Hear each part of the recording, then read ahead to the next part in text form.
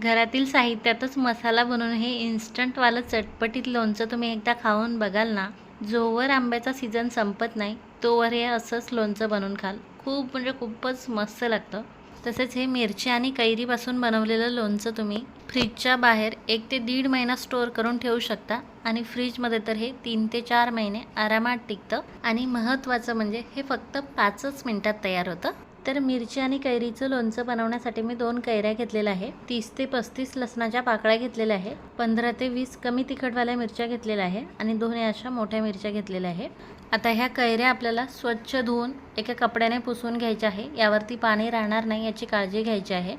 तसेच मिरच्या देखील स्वच्छ धुवून सुकवून घ्यायच्या आहेत. पाणी आणि लोणचं हे दोघे एकमेकांच्या एकदम विरुद्ध आहे, कारण याला थोडं जरी पाणी राहिलं तर लोणचं लवकर खराब होतं.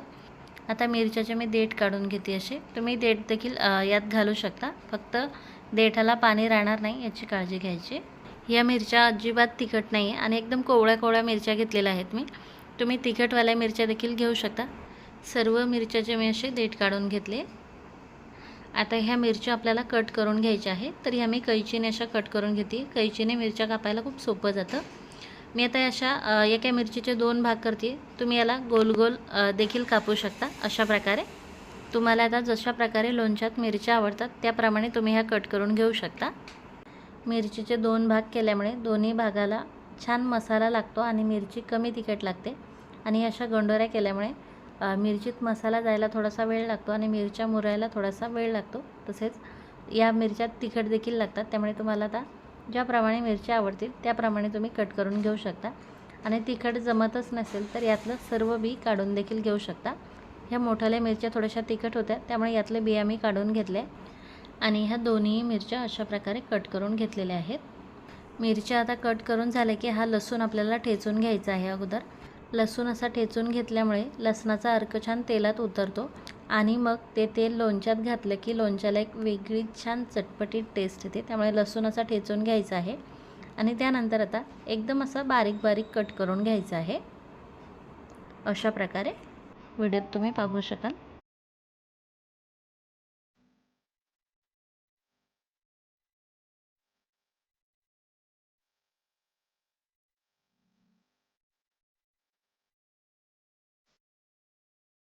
आता कैऱ्या देखील आपल्याला कट करून घ्यायच्या आहे. कैरीचा अगोदर देठ काढून घ्यायचा आहे आणि त्यानंतर आता आपल्याला पाहिजे तशा कैऱ्या कट करून घ्यायच्या आहे. तुम्ही याच्याशी लांब लांब पीस देखील करू शकता किंवा याच्याशी बारीक बारीक तुकडे देखील करू शकता. मी याच्याशी बारीक बारीक तुकडे करून घेते.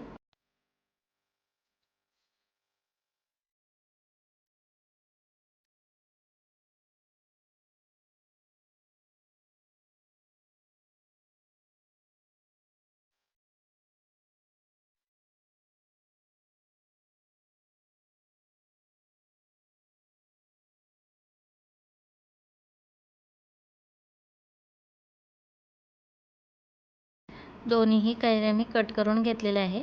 आता हे आपल्याला एका बाउलमध्ये काढून घ्यायचे आहेत.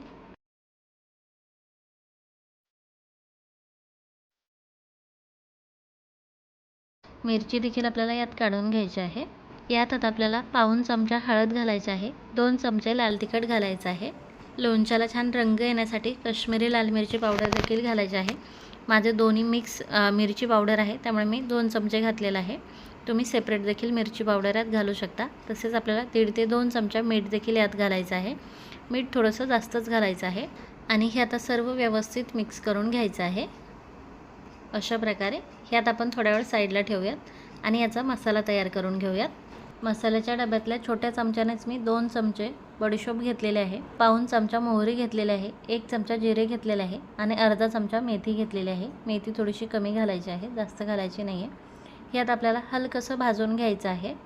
या सर्व जिन्नस जळणार नाहीत याची आपल्याला काळजी घ्यायची आहे. यातून खमंग भाजल्याचा वास आला की लगेच आपल्याला गॅस बंद करायचा आहे आणि हे एका प्लेटमध्ये काढून घ्यायचं आहे.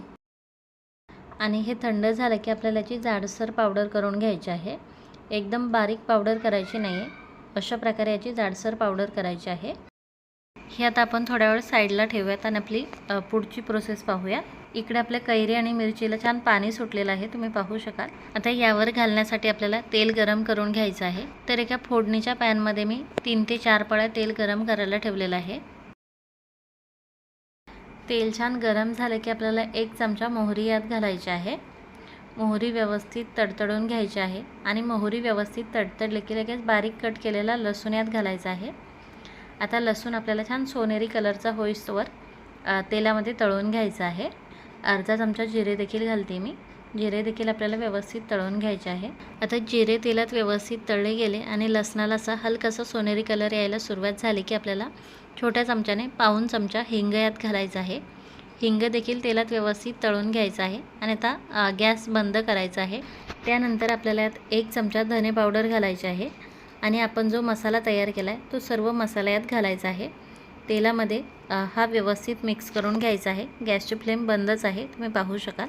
आता हे तेल थोडंसं कोमट होऊ द्यायचं आहे आणि त्यानंतर हे आपल्याला कैरी आणि मिरचीमध्ये घालायचं आहे। हे एकदा व्यवस्थित मिक्स करून घ्यायचं आहे आणि त्यानंतर हे तेल घालून आता हे व्यवस्थित मिक्स करायचं आहे।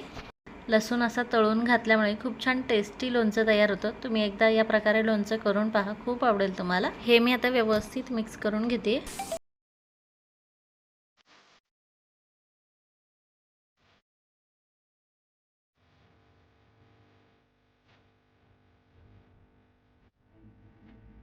किती चटपटीत आणि चमचमीत लोणचं तयार झालं आहे तुम्ही पाहू शकाल। कलरही खूप छान सुरेख आलेला आहे। हे लोणचं आता तुम्ही जेवणासोबत तोंडी लावू शकता किंवा पोळी किंवा भाकरीसोबत नुसतं तसंही खाऊ शकता। अप्रतिम लागतं खायला। आता हे लोणचं तुम्ही बरणीत भरून महिना ते 1.5 महिना फ्रीजच्या बाहेर स्टोअर करू शकता किंवा फ्रीजमध्ये ठेवून 3 ते 4 महिने देखील स्टोअर करू शकता। अजिबात खराब होत नाही। काचेच्या बरणीत ठेवल्याने लोणचं जास्त दिवस टिकतं। काचेच्या बरणीत लोणचं किती सुरेख दिसते तुम्ही पाहू शकाल। तर फ्रेंड्स, कशी वाटली तुम्हाला ही इन्स्टंट लोणच्याची रेसिपी हे कमेंटमध्ये नक्की सांगा आणि रेसिपी जर आवडली असेल तर प्लीज व्हिडिओला लाईक, शेअर आणि चॅनलला नक्की सबस्क्राईब करा। पुन्हा भेटूयात आपल्या पुढच्या रेसिपीमध्ये। Bye bye.